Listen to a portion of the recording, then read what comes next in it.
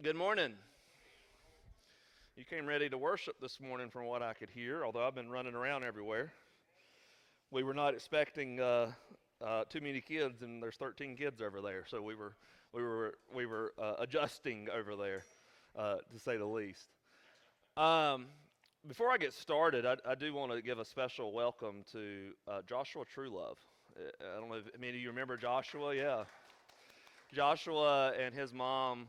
His mom was a member of our church for a few years and passed away tragically a few years ago from cancer. And Joshua moved with his aunt to Oak Island. Is it Oak Island, Joshua? Oak Island. And it has been awesome seeing the updates. He just graduated, correct? And has a scholarship and bought a car. Yeah. God has been good to him, and he comes back every now and then when he's in the area, and so we're happy to have him today.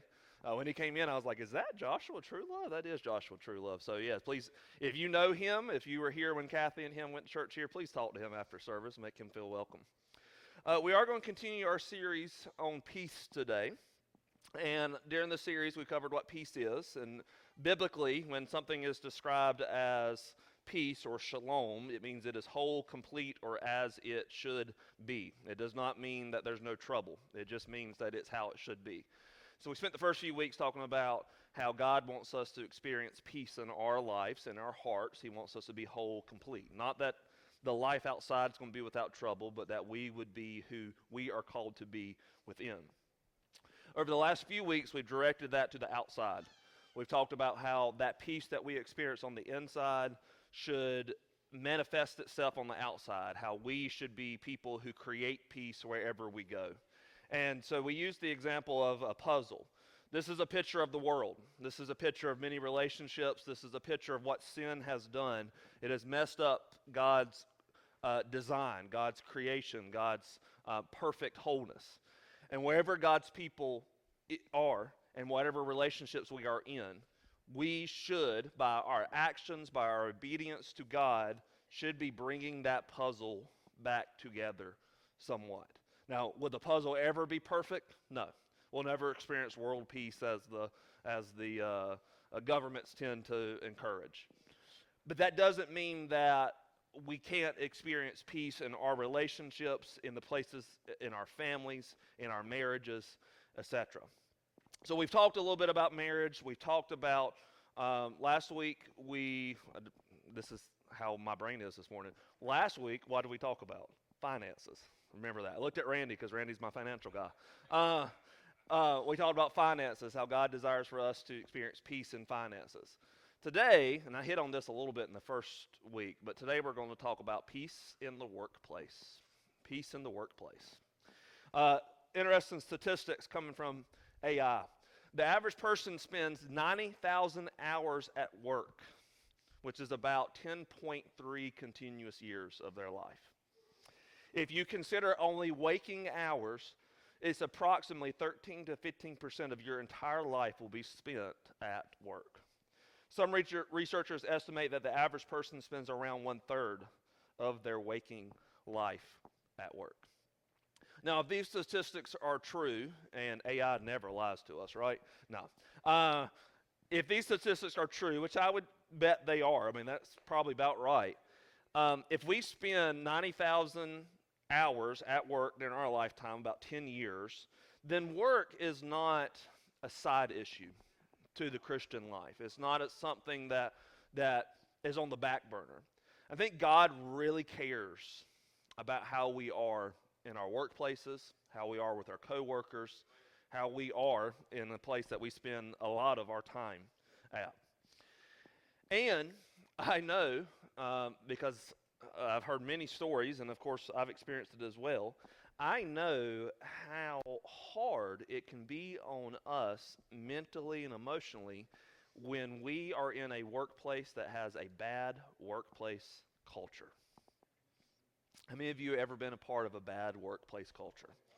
Oh, yeah. You had bad bosses, there's bad coworkers, maybe there's just a bad structure, the company just doesn't have it together. And when you're spending so much time at work And I should have gotten statistics specifically during like the working years, how much time is spent. I mean, a lot of hours. Our majority of our week, I would say, if you are in the working years of your life, a majority of your week is spent at work. Um, because work is so bad, it creates so much problems within us. It messes up our inner peace because you have frustration and dread every day that you have to go to work. You have anxiety, tension, and stress while you are at work.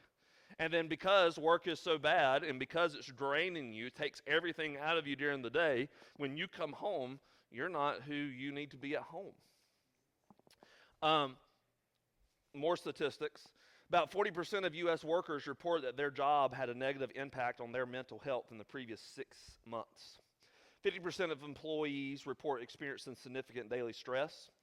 And then I've heard this saying before, a manager can have as much influence on a person's mental health as a spouse does. Probably because you're spending so much time at work. We have a problem in America in a lot of our workplaces. And you might be thinking, well, yes, there might be a problem at my workplace, at your workplace, whatever it is. You might be thinking like, hey, things are bad. It is a bad workplace culture, and it is affecting me and my peace.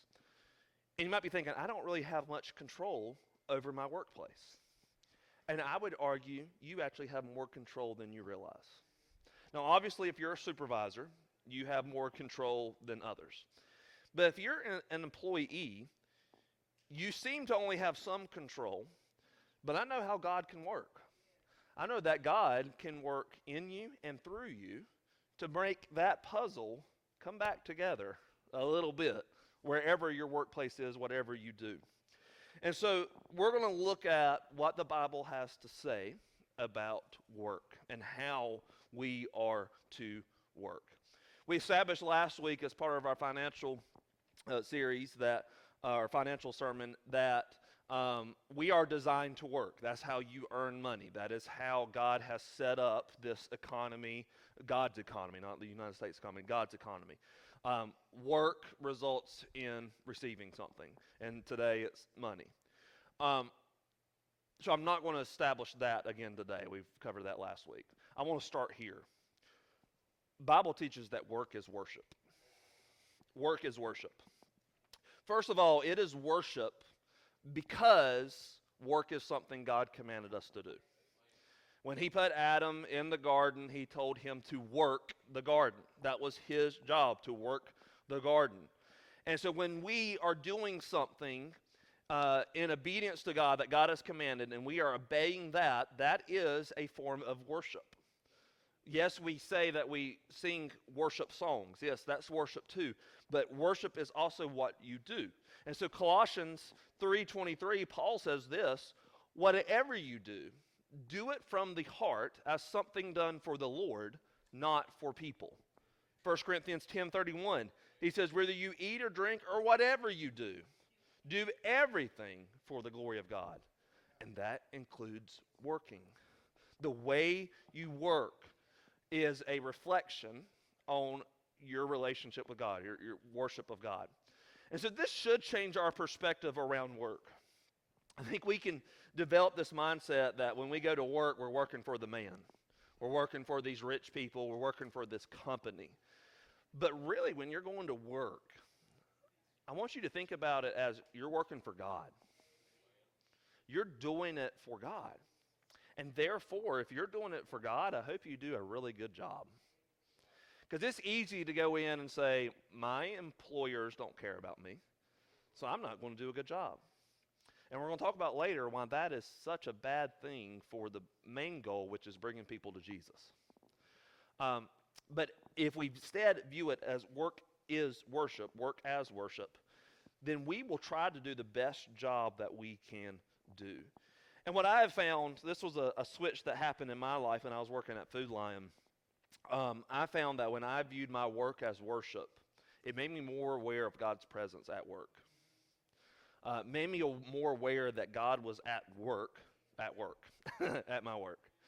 God was at work through me in those places where I'm spending a bunch of my time at. Now, I wasn't full time, but God is at work through you in the places where you spend a lot of your time at.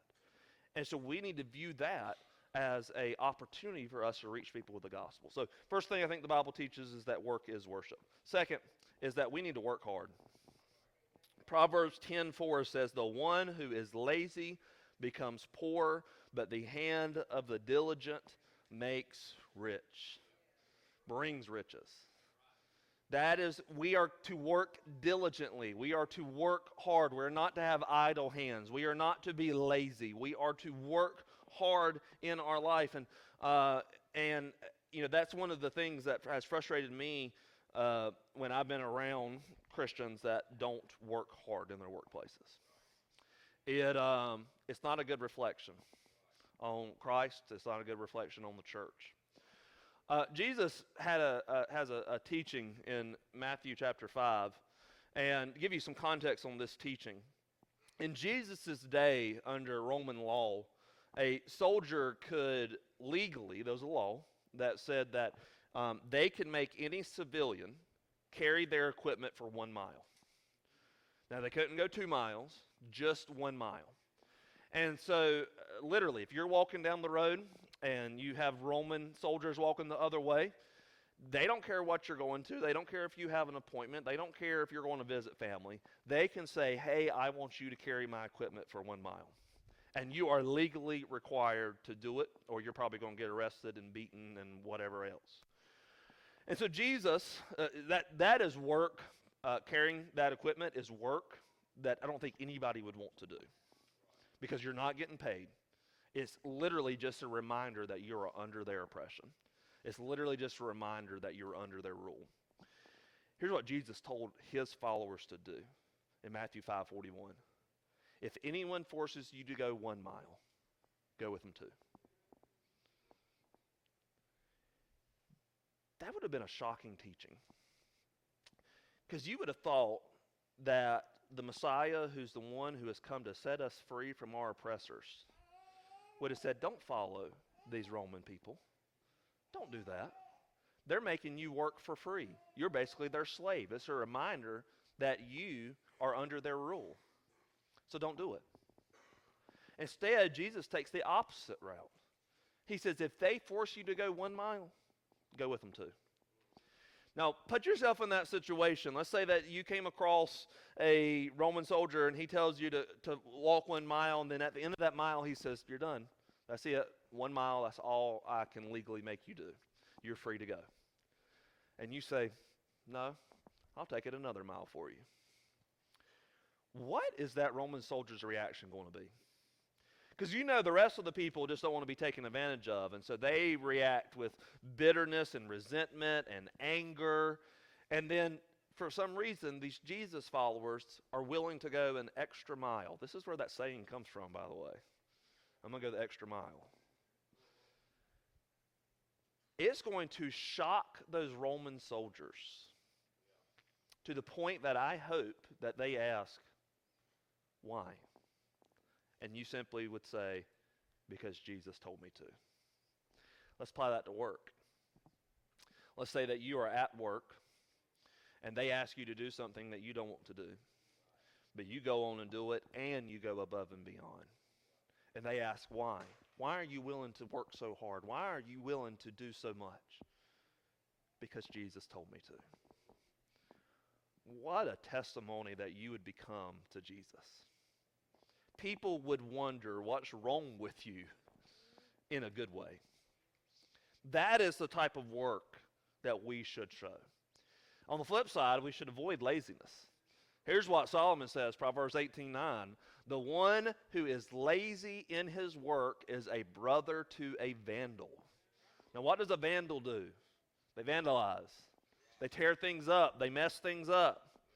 Saying a lazy person is the same as a vandal, is a brother to a vandal. They're very similar.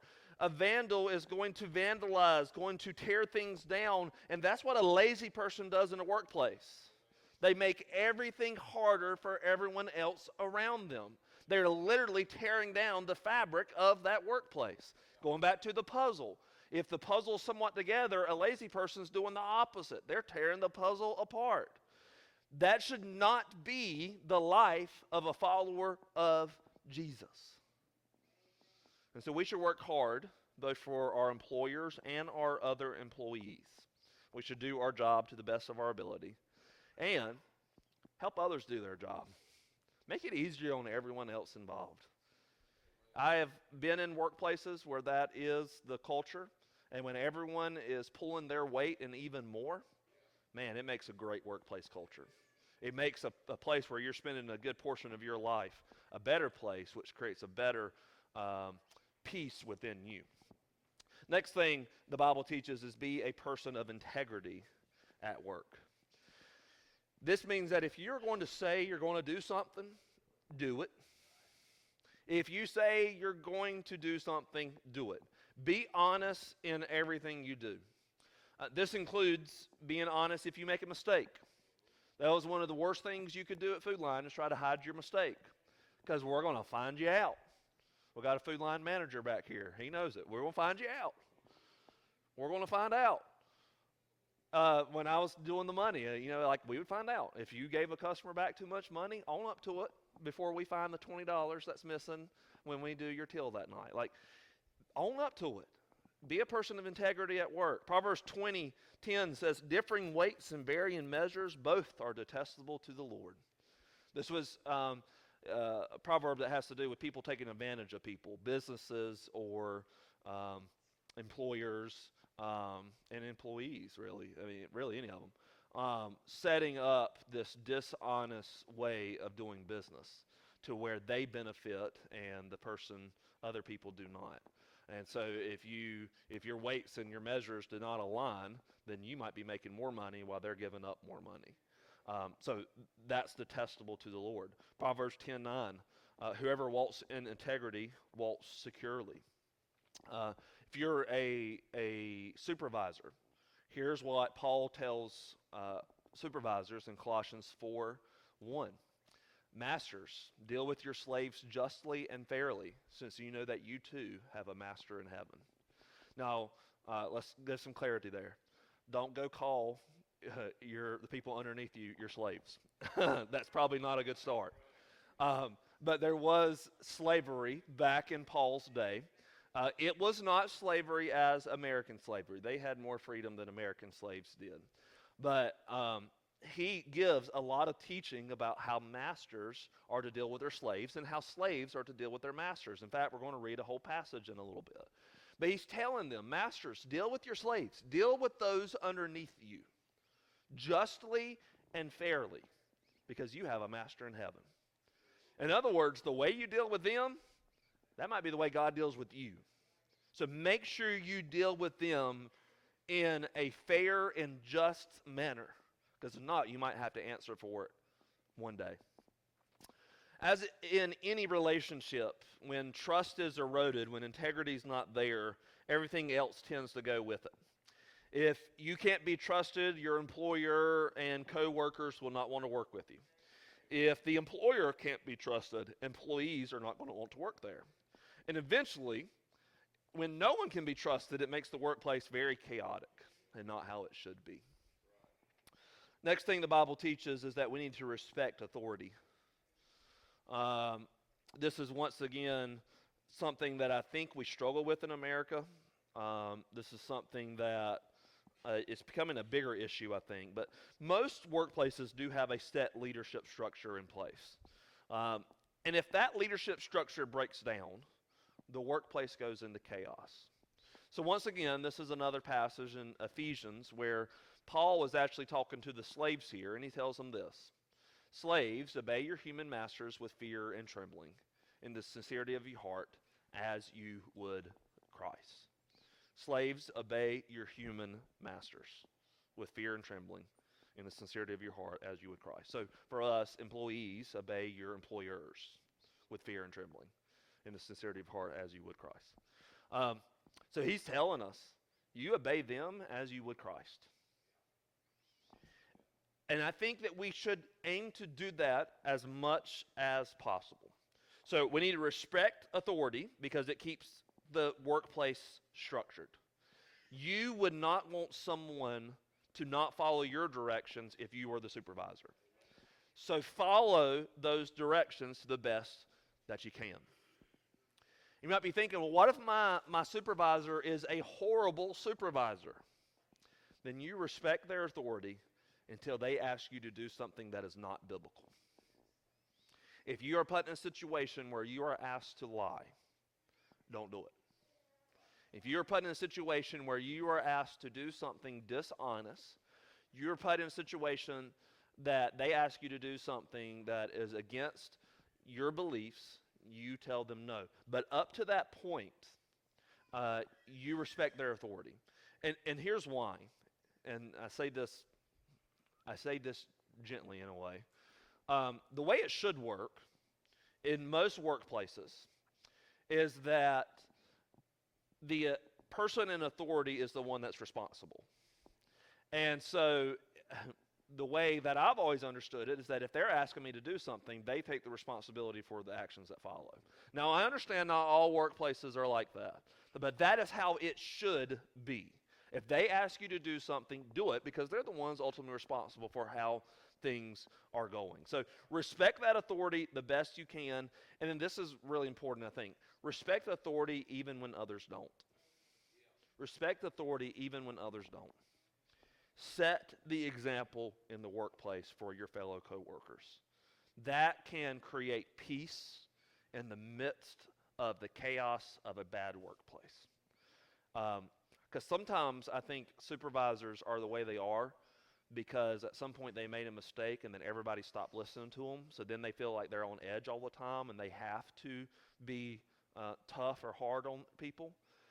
And sometimes it just takes one person to set that example of like, hey, they might not be as mean as they used to be. They might not be that hard if you just listen to them. Maybe they're being so rude to you because you're not listening to them. So listen to them and let's see what happens. So respect authority the best you can. Next, be a positive presence. Don't give in to negative talk. Negative talk will kill a workplace culture. It's okay to be honest, but be honest with the proper people first. If you have a problem in your workplace, talk to your supervisor. Don't go talk to the other employees about your supervisor. Talk to your supervisor. Handle the problems one-on-one with them first the best you can. And then if you have an HR in your workplace, go to HR. Move up the line as needed. But watch how you talk to. Watch how you talk to those above you. Talk in a manner that shows them the respect and kindness and grace that you would want shown to you.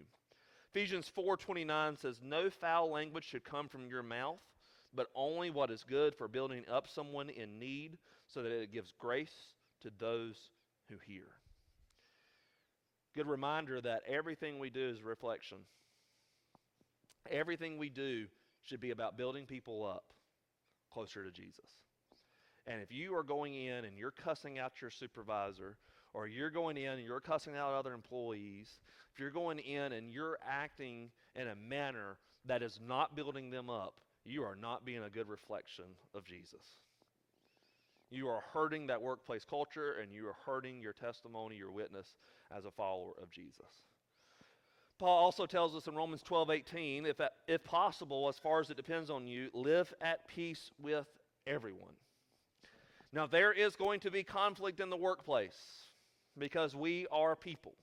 And when you are spending 40 plus hours a week with those people, you're going to get tired of them and they're going to get tired of you.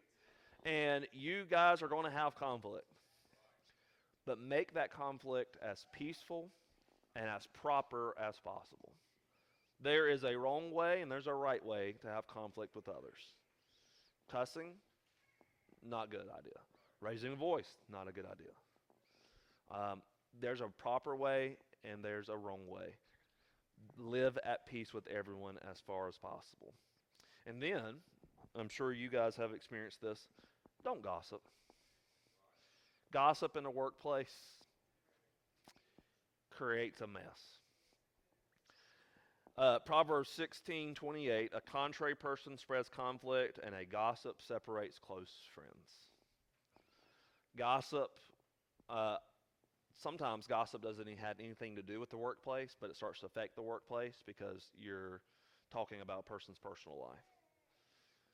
Don't talk about people like that in the workplace. That's not the way to follow Jesus.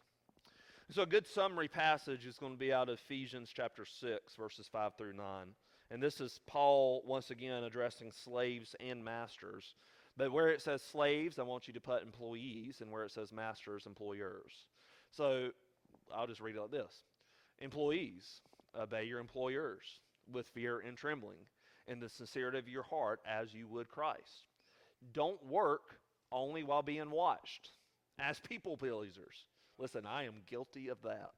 Listen, when our manager used to come up, all of a sudden we'd start sweeping. All of a sudden we start doing something. She scared me one time early on. She said, this is Chris Lewis, Daniel. But Chris told us, says, if y'all don't start doing something, I'm going to make you go to the bathrooms and you're going to clean those toilets with a toothbrush.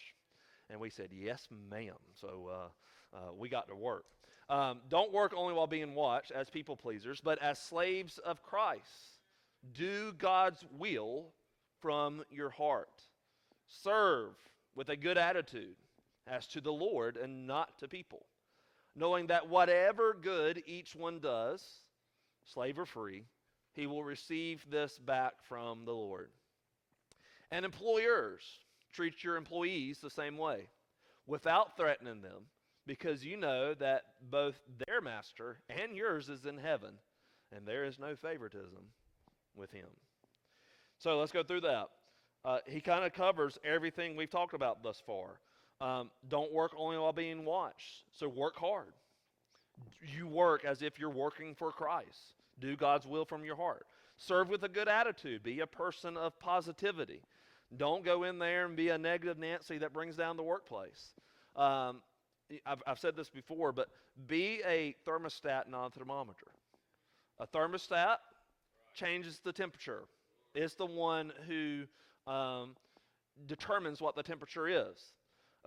A thermometer is determined by the circumstances.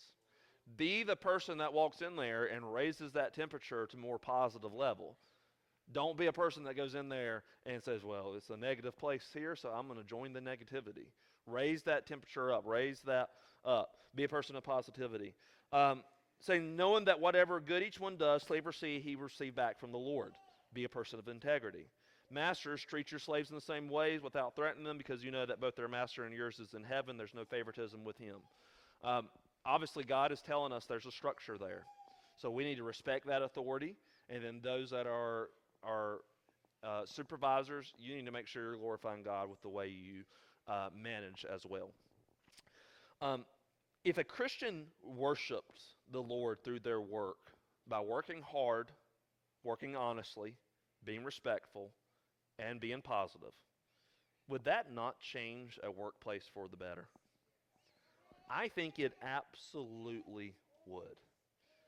It would make it better for not only yourself, but also for your coworkers. It would make work more as it should be, or shalom, at peace. And hopefully you are being so counter to the way everyone else is, the way the world is, that people ask, why are you so pleasant? Why are you such a hard worker? Why are you so positive? Why are you such a good employee? And you say, because Jesus told me to. What really irks me, though, is when a Christian isn't a good worker or isn't a good supervisor. And I'm sure it irks God as well. If we spend a huge portion of our life at work, that is one of our greatest mission fields. And when a Christian is a bad worker, they are a bad reflection on Jesus. And I've unfortunately have heard, and this is not about anybody that goes here, but people that used to attend here, that worked in this community, I would hear about how bad they were at work, how lazy they were. Some of them might have been supervisors and were very angry. Some of them were just bad supervisors. Some of them were just straight up lazy. And I would hear those stories from people in the community. And it made me embarrassed that they went to this church. Because that's a bad reflection on our church. And I have encountered people in workplaces that I'm like, does their church not teach them better than this? um, and so I know the way I felt as a pastor.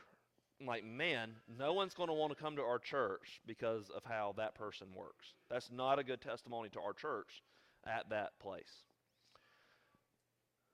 But then I thought, God probably feels the same way on a whole other level.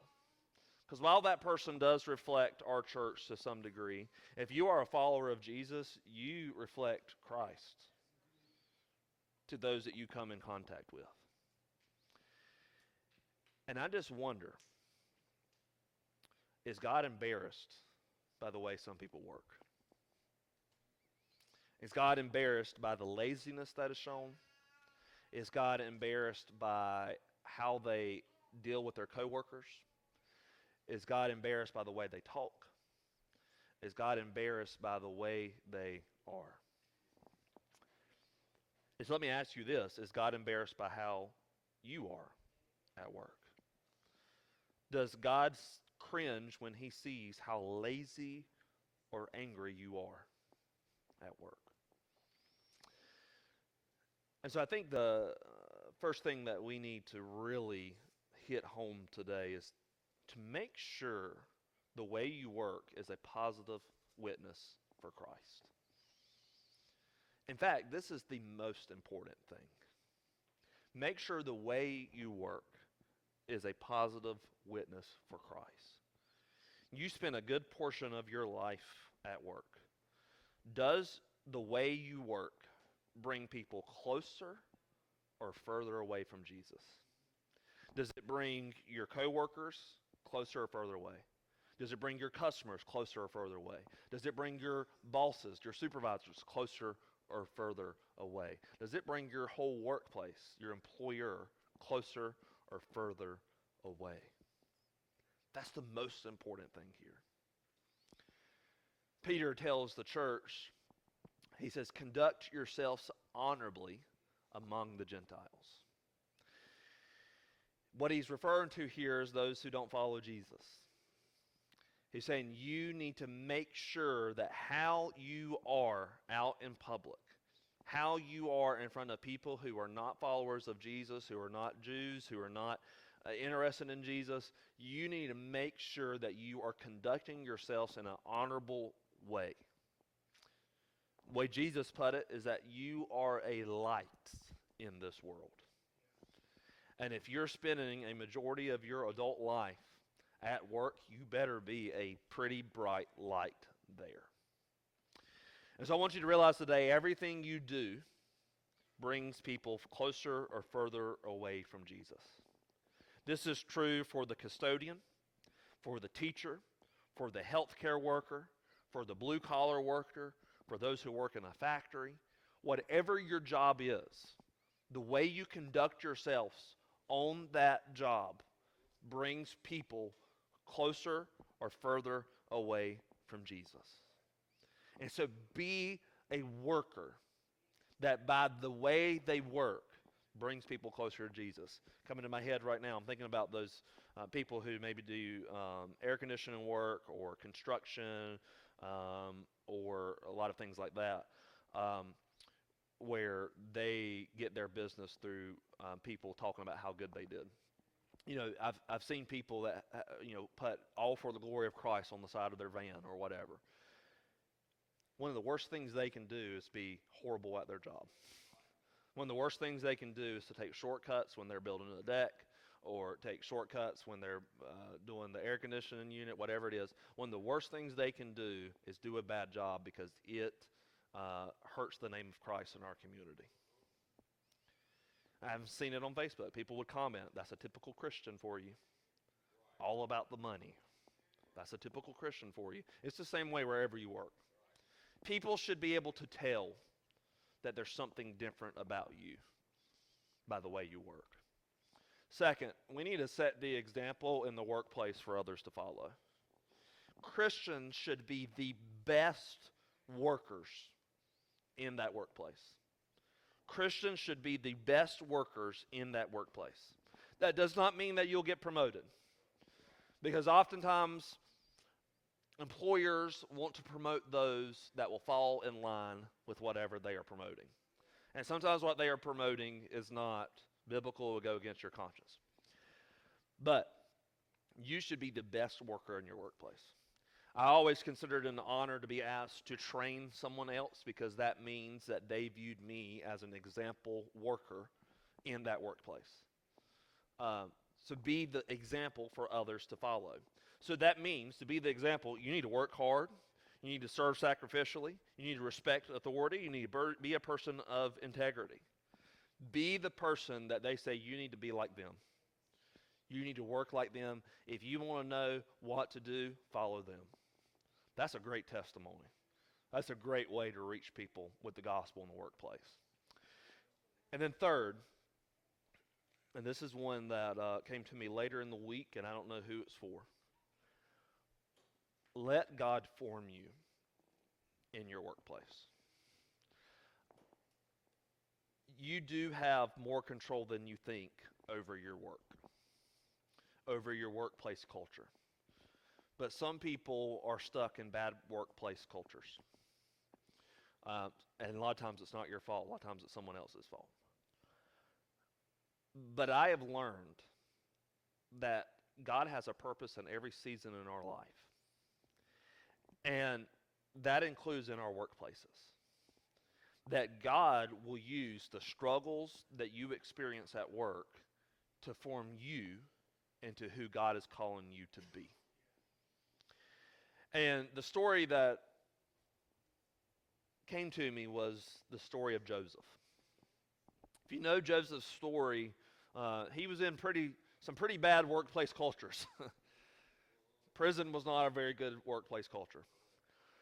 But the first workplace culture that we find him in, first workplace that we find him in that I want to point out is in Genesis 39, 2 through 6. And I just want to read it to you. This was after he was sold as a slave to Egypt. And it says, the Lord was with Joseph, and he became a successful man, serving in the household of his Egyptian master. When his master saw that the Lord was with him, the Lord made everything he did successful. Joseph found favor with his master and became his personal attendant. Potiphar also put him in charge of the whole household and placed all that he owned under his authority. From the time that he put him in charge of his household and all that he owned, the Lord blessed the Egyptian's house because of Joseph. The Lord's blessing was on all that he owned in his house and in his fields. He left all that he owned under Joseph's authority. He did not concern himself with anything except the food that he ate. He was sold into slavery, and he had every right to be bitter. He had every right to be angry. He had every right to go in there and do the bare minimum. But for some reason, Joseph went in there and worked hard, and the Lord made him successful in everything that he did. What was God doing? God was forming Joseph in the middle of a workplace that was not great. So eventually he rises. He becomes the ruler of the household, basically. And then the last part of verse 6 says, now Joseph was well built and handsome. That's leading into what happens. Potiphar's wife accuses him of trying to sleep with her. So then he gets thrown into prison. So we're going to skip down to verse 20. He had him thrown into prison where the king's prisoners were confined. So Joseph was there in prison. But the Lord was with Joseph and extended kindness to him. He granted him favor with the prison warden. The warden put all the prisoners who were in the prison under Joseph's authority, and he was responsible for everything that was done there.